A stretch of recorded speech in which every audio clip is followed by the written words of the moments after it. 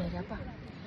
Bugün biliyorsunuz İngiltere'de güneş tutulması var. İngiltere'de güzel izlenecek.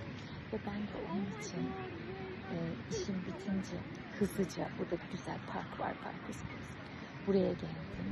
Daha güzel, daha tepe yerler vardı ama vallahi korktum. Dedim oralara gitmeyeyim şimdi, birazcık böyle kalabalık bir yer olsun. Arkamda görebiliyorsunuz.